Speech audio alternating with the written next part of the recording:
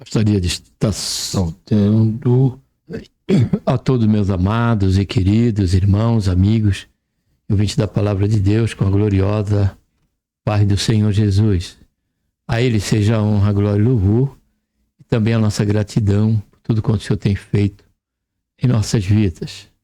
Seja bem-vindo aqui mais uma vez ao nosso canal e mais uma programação aqui dentro do quadro um momento de reflexão, onde aqui tomamos um versículo bíblico, 2 ou mais, e refletimos sobre algum assunto. Isso, por certo, será de caráter abençoador para nossas vidas.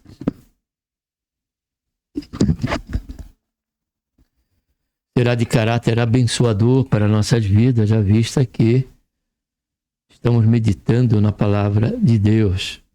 E ela por si mesma já diz para nós que ela é viva e ela é eficaz e mais penetrante do que qualquer espada de 2 gumes. Ela penetra até a alma, medula e a divisão da alma. E nos convence, né, de que ela é boa, nos convence de que ela é agradável e nos convence de que ela é perfeita e que nós precisamos sempre ter a nossa mente encharcada com esta bendita e maravilhosa palavra, que é a palavra de Deus. Amém? Nessa oportunidade estaremos tratando aqui do tema uma homologação divina, e para tanto vamos estar de ler o versículo bíblico, vamos estar orando. Pai, em nome do Senhor Jesus, nos colocamos, Senhor, da tua santa, gloriosa presença, pedimos, Senhor, perdão dos nossos pecados, queremos, Senhor, te agradecer por esta tão grande salvação, pelo nosso nome estar escrito no livro da vida, pela esperança que temos, Senhor, de que a qualquer momento o Senhor divino buscar, para que onde o Senhor estiver, Senhor Jesus, nós também possamos estar juntos. Neste momento te pedimos mais uma vez, Senhor, a tua direção, tua graça, sabedoria do alto, para que nesse momento aqui venhamos, Senhor, receber de Ti, ó Pai, a iluminação que tanto necessitamos no que diz respeito a esse assunto. Faz isso, Senhor. Abençoa todos quantos vão estar aqui comigo nessa meditação, todos que posteriormente vão estar vendo, vão estar meditando também. Em nome do Senhor Jesus, Pai, que nós oramos, te damos graça por tudo. Amém. Uma homologação divina. Para tanto, vamos estar lendo aqui a palavra de Deus em Mateus, primeiro, né? Vamos ter outro versículo ler, mas isso mais para o final, tá bom? Marcos capítulo 16, versículo 15 e 16. E disse-lhes: ide por todo o mundo e pregai o evangelho a toda criatura. Quem crer e for batizado será salvo, mas quem não crer será condenado. Eu queria deixar em relevo esse versículo 16. Eu vou ler mais uma vez, tá bom? Quem crê e for batizado será salvo, mas quem não crê será condenado. A outra leitura bíblica em João, que diz: já está condenado aquele que não crê no Filho de Deus, no Senhor Jesus, na obra pela qual ele efetuou no Calvário. E diante dessa leitura é que me veio em mente esse tema, uma homologação divina. Estamos diante de um texto e contexto em que o Senhor Jesus já cumpriu o plano que Deus tinha estabelecido. Porque a palavra do Senhor nos diz que Deus amou o mundo de tal maneira que deu o seu Filho unigênito para que todo aquele que nele crê, olha só, não pereça, mas tenha a vida eterna. Essa homologação divina eu quero trazer para que nós venhamos considerar no que diz respeito à plenitude. à completude do plano de Deus. Quando o Senhor decide por todo mundo pregar o Evangelho, é porque agora já está terminado. Já foi homologado, né, o plano de Deus, que teve o seu início ali, após a queda, em que nós vamos ver a partir do primeiro item desta mensagem. E o que é o Evangelho? O Evangelho nos traz como primeira face, primeira esfera, nos apontar a condição em que nós nos encontramos. A priori, o Evangelho, ele vem nos falar da nossa condição espiritual, do raio-x divino da nossa condição diante do Senhor, diante de Deus, diante daquele que tem nos dado fôlego de vida. Porque a própria palavra do Senhor diz, o Senhor dizendo, através de Ezequiel, ao seu povo: a alma do Pai e a alma do Filho são minhas.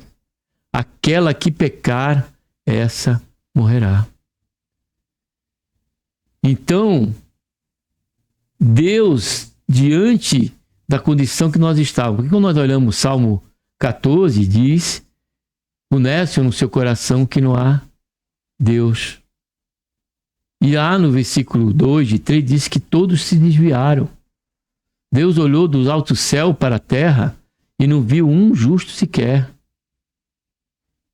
quem praticasse o bem. E o nosso estado dentro dessa realidade era de condenação, porque também Paulo escrevendo em Romanos capítulo 23, diz que todos pecaram, destituídos estão da glória de Deus. Então, a priori, a nossa condição era de condenação. A nossa condição, a priori, era de perdição. Porém, Deus interviu frente a essa nossa condição. Deus, o Senhor, amados, tinha todo o direito, toda a prerrogativa em justiça de deixar o mundo e a humanidade à mercê das consequências da sua própria escolha. Porque a parte da graça de Deus, nós estamos sob as algemas do pecado. A nossa inclinação, a inclinação da nossa natureza é comum ao pecado. E a própria palavra do Senhor diz, através do apóstolo Paulo a Romanos, escrevendo a Romanos, que o salário do pecado é a morte, ou seja, a paga. Se eu viver nesse mundo até a minha partida, apenas sob a esfera da desobediência, sob a esfera das trevas, sob a esfera do pecado, o que eu vou receber no final como salário é uma condenação eterna. A morte ali fala da morte eterna, separada de Deus.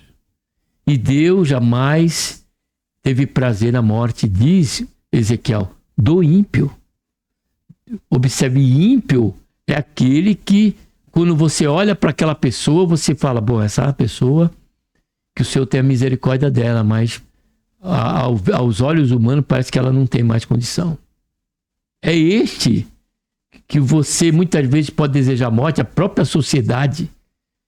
Quantas vezes não ouvimos palavras de ódio sobre aqueles que estão sobre a esfera do crime, sobre aquele que cometeu uma atrocidade. Ao conceito humano, eles querem que ele morra. Nem que fique preso, que morra. Esse é o conceito humano. A visão de mundo, o desejo daqueles que pertencem, ainda estão sob a esfera do domínio do pecado. Porém, não reconhecendo que ele também, da mesma maneira que aquele que ele está desejando a morte, ele está sobre o mesmo perigo, ele já não pensava da mesma maneira. Foi isso que Jesus deixou claro quando levaram aquela mulher adúltera e aqueles homens religiosos, né, se considerando santo e que teria essa prerrogativa de querer julgar, trouxe justamente para aquele que Deus nos enviou.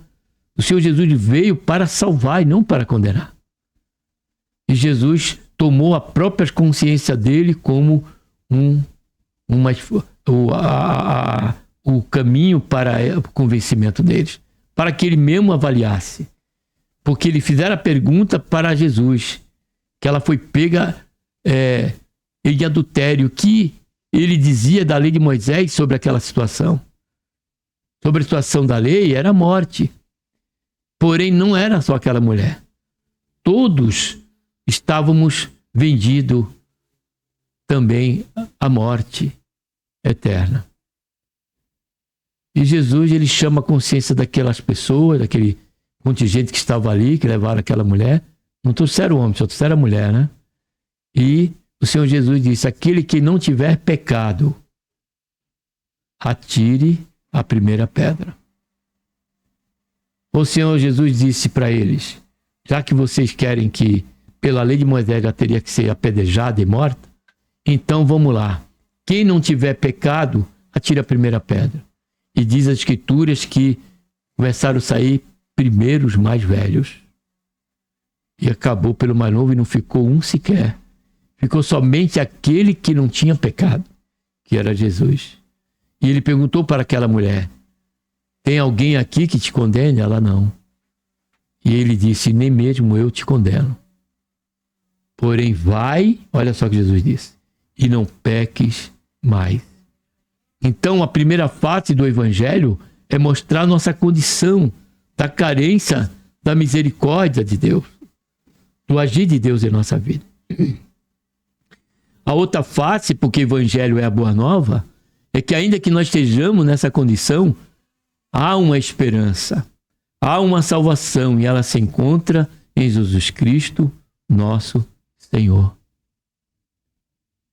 Ele já veio, segundo a Escritura, ele morreu e levou sobre si toda a ira, tomou sobre si toda a ira e condenação que estava destinada a cada um de nós. Foi a ira do mundo que se tomou sobre os seus ombros, sobre as suas costas, naquele momento da crucificação. Quando ele disse: Eli, Eli, sabactani, Deus meu, por que me abandonaste? O sofrimento do Senhor Jesus, ali por mais cruel que ele tenha sido ali sofrido através das mãos dos romanos, sobre os agozes, sobre a mão dos agozes, esse não se compara nem um pouco, amados. Ou qualquer sofrimento que venhamos passar aqui, por pior que seja, e que até não leve à morte, ele não é maior do que o destino em que vamos passar, ao sofrimento que haveremos de sofrer após a morte na eternidade sem o Senhor Jesus, sem crer no Evangelho. Por isso que ele disse: ide por todo mundo pregar o Evangelho a toda criatura. O Evangelho era uma pessoa. O Evangelho não é um cabedal teológico. O Evangelho não é um depósito teológico. O Evangelho não é um diploma de que você entende da Bíblia desde Gênesis e Apocalipse. Não. O Evangelho, ele é uma pessoa. O Evangelho é o Senhor Jesus. E aqui nós vemos que como ele veio, morreu e ali ele estava já ressuscitado, como prova da aceitação de Deus, como cheiro suave e agradável a ele, o seu sacrifício em favor da minha vida e da tua vida. E sendo assim agora, está conosco decidir. Porque agora, depois de, quando ele disse está consumado, esta é a homologação de Deus diante de todo o seu plano.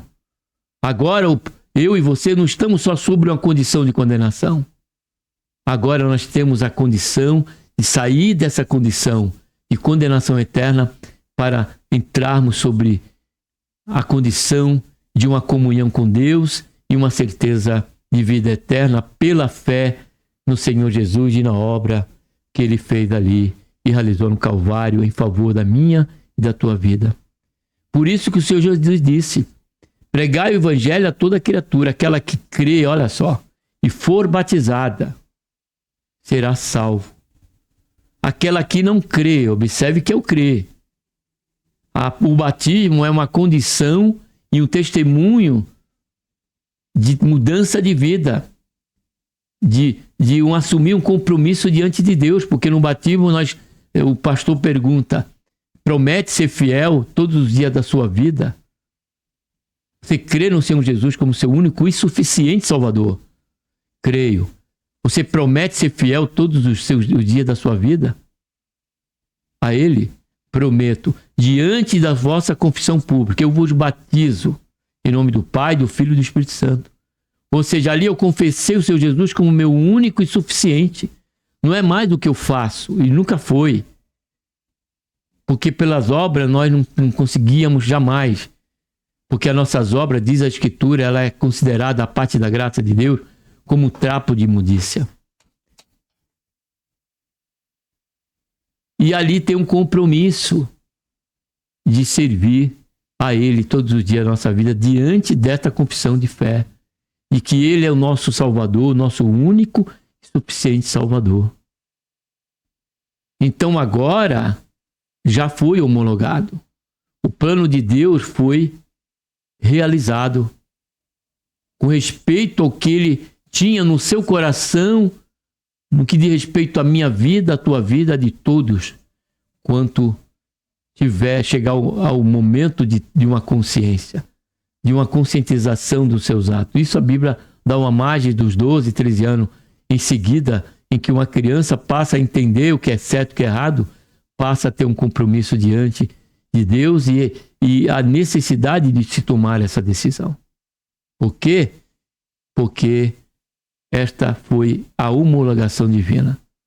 E quando nós lemos aqui em João, capítulo 3, versículo 16 até o 19, observe o que a palavra do Senhor nos diz, no que diz respeito a essa homologação. Porque Deus amou o mundo de tal maneira que deu seu Filho unigênito para que todo aquele que nele crê não pereça, mas tenha a vida eterna.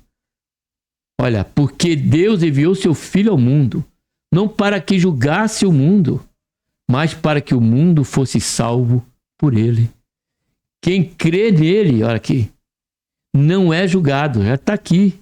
Como Paulo diz em Romanos capítulo 8, versículo 1, que nenhuma condenação há para os que estão em Cristo Jesus. Observe que não é um evangelho, é uma pessoa, está em comunhão. Louvado seja e engrandecido seja o nome santo do Senhor. Quem crê nele não é julgado agora, mas quem não crê, olha só, está aqui homologado. Isso aqui se trata de uma homologação divina, e esse aspecto do versículo 3, 16 a 19, é um ambiente forense, de juízo. E ele diz, já está julgado, porquanto não crê no nome do unigênito Filho de Deus. Como nós lemos no 16. E o julgamento é este, assim. Olha aqui a homologação. A luz veio ao mundo. Está se falando do Senhor Jesus. E os homens amaram antes as trevas, pela qual já se encontravam, ou se encontram, que a luz. Amaram antes as trevas que a luz, porque as suas obras eram más. Então, esta é a homologação divina. Por isso que o Senhor Jesus mandou, e agora? Vamos lá, pegue o Evangelho. O Evangelho é esse. É que ainda que nós devemos nos encontrar numa condição de condenação, de pecado, pela fé na sua pessoa, em Jesus Cristo, nós passamos a uma condição agora de salvação, de comunhão com Deus. De comunhão com Deus, porque ele mesmo disse em Atos 1:8: esperai em Jerusalém até que do alto sejais revestidos de poder e semeeis testemunho, olha só, em Jerusalém, Judeia, Samaria e até os confins do mundo. Serei minha testemunha, ou seja, iriam testemunhar do nome do Senhor Jesus.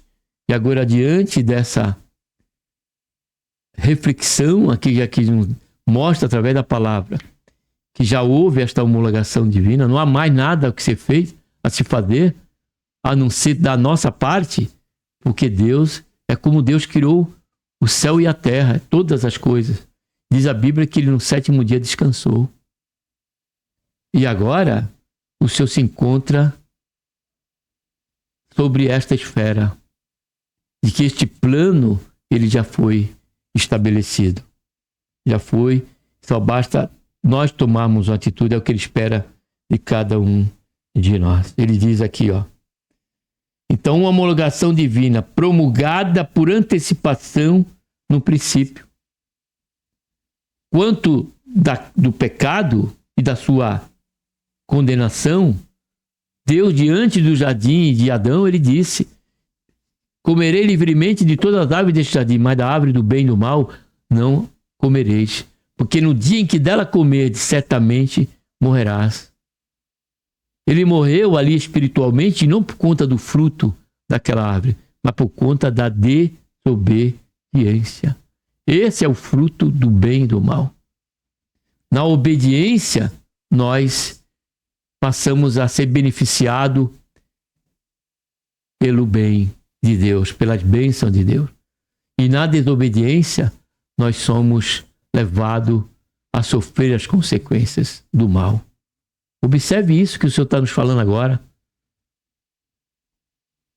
Ele disse: da árvore do bem e do mal não comereis. Se dela comeres, certamente morrereis.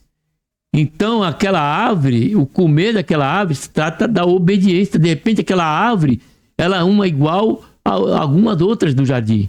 Maria disse: aquela específica árvore, não comereis. Porque se dela comeres, certamente, olha só, morrereis.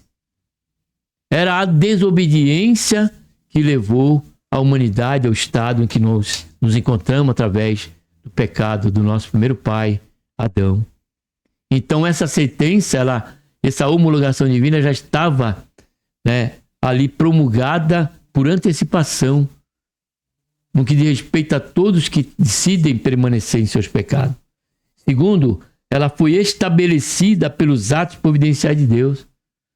Porque no versículo 3,15, a palavra do Senhor diz que ele disse que da semente da mulher nasceria aquele que esmagaria a cabeça da serpente. Porque foi a serpente que retrata ali Satanás que levou nossos primeiros pais ao pecado, à desobediência. E o Senhor já tinha estabelecido pelos atos providenciais de Deus, um plano.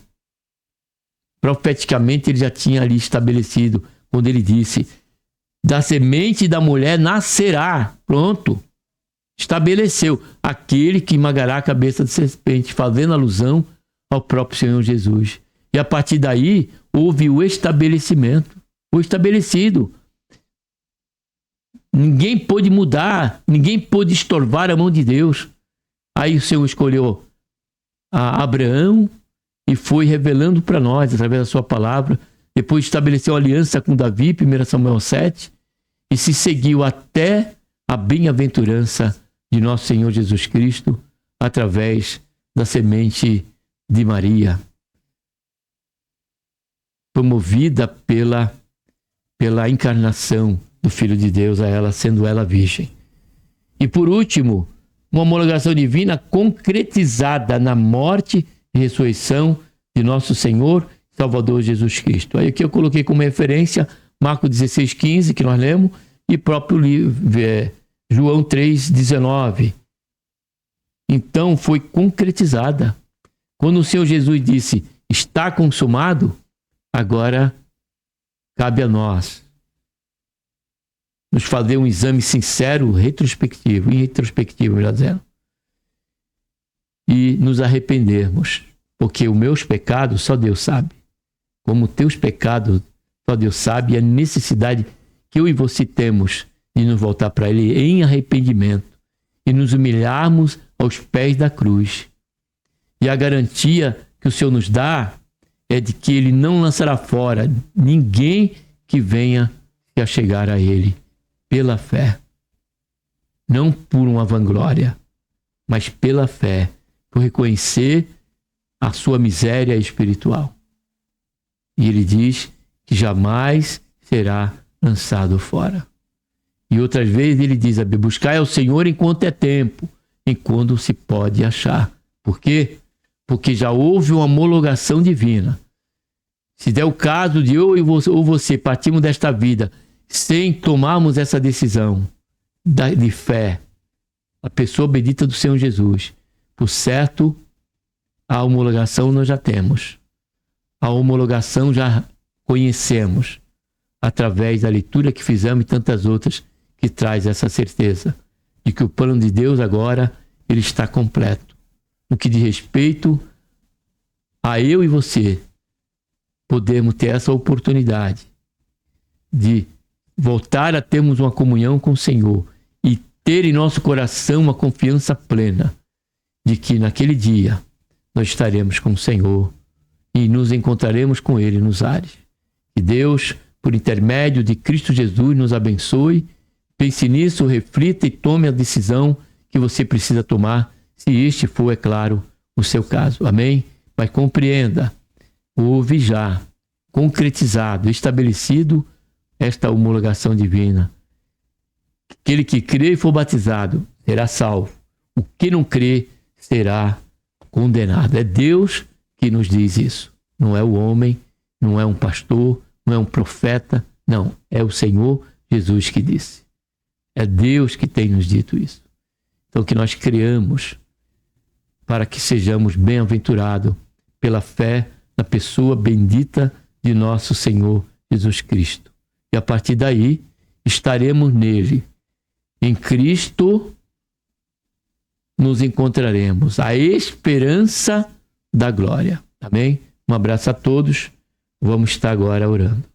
Pai, em nome do Senhor Jesus, nós colocamos, Senhor, na tua santa e gloriosa presença. Queremos pedir perdão do nosso pecado mais uma vez e te agradecer, Senhor, por este momento que aqui estávamos, Senhor, a refletir. E que aqueles, ó Pai, que precisam tomar a decisão, recebam de ti a graça, a iluminação, ó Pai, porque a salvação, ela vem do Senhor. Faz isso, meu Deus, abre os olhos daqueles que precisam ser abertos, para que possam ver a sua real condução e poder correr pela pregação do Evangelho, Senhor, pelas boas novas, poderão, Senhor, e aí sim, Senhor, ter essa oportunidade de correr aos pés do Senhor para ser salvo. Faz isso, Pai, é o que nós pedimos, já te agradecemos por tudo em nome do Senhor Jesus. Amém.